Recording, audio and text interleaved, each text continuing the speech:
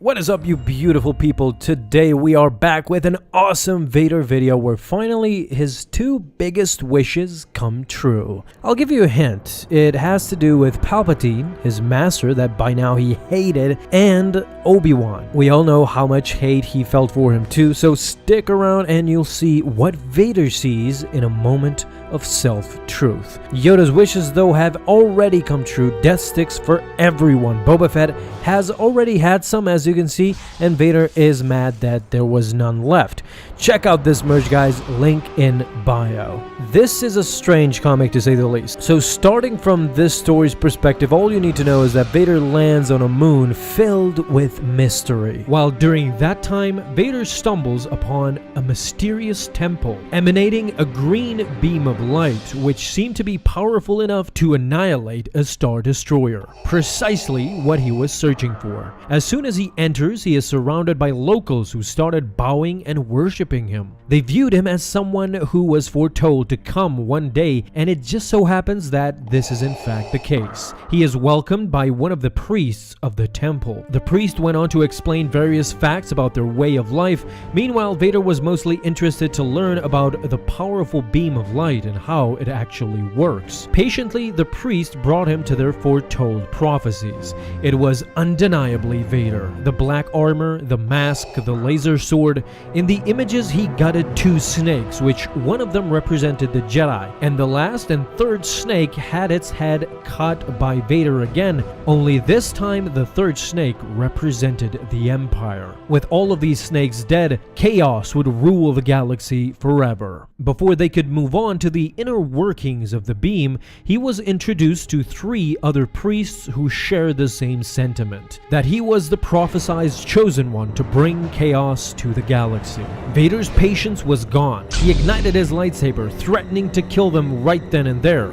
But Vader's threats were in vain. They invited him to kill them if so he desired, as if they were honored to die by his hand, bringing him closer to the prophecy. Perhaps in a way to test him, the priest brought Vader into a dark secret room where in the middle a mysterious green liquid was present. The priest told Vader that all he had to do was look inside. As soon as Vader approached, vines came out of nowhere, locked onto the Sith.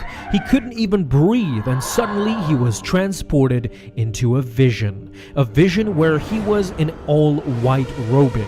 His mask was off, his face was burnt, eyes blue as a clear sky, reminiscent of his old self, before he had been consumed by anger. He then saw himself battling against the person that always haunted his nightmares, Obi-Wan Kenobi. Through a furious duel, this time Vader was able to defeat Kenobi. Then came a new nemesis that was lingering inside his subconscious, his new master, Darth Sidious. He immediately let out a barrage of lightning towards Vader, but his might was unparalleled in this vision. Vader started deflecting every bolt that came his way, approaching Sidious slowly until he was consumed by his own lightning and eventually died by his own hand. Anakin was left gazing at his inner ego, the Dark Lord of the Sith. It had grown to be a master of the universe, adorning the emblem of the Hind Snake cult. When Vader came to his senses,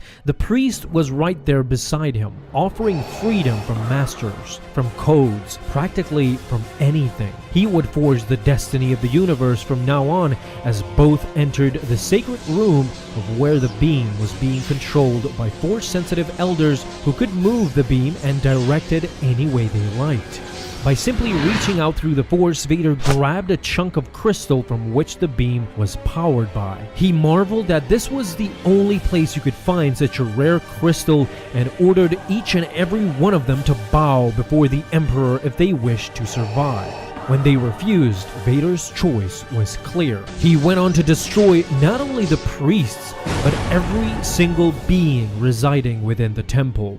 His mission was now clear: bring this mystical weapon before his master and integrate it in the weapon systems of the Empire. However, what is most puzzling to me is how loyal was Vader to the Emperor. Even with all this power presented before him, he dares not go against his master and expand his empire. His normal mode of thinking is obtain this weapon for the Empire. Is it perhaps that naively he still thinks that Palpatine will eventually hand over the Empire to Vader when it's all said and done? Therefore, Vader would have the best of both worlds? Interesting turn of events for sure, so I would love to know what do you guys think as well. Leave everything down below in the comments, talk to me. Thank you guys so much for watching this video. Hope you enjoyed it, my friends, and may the Force be with you.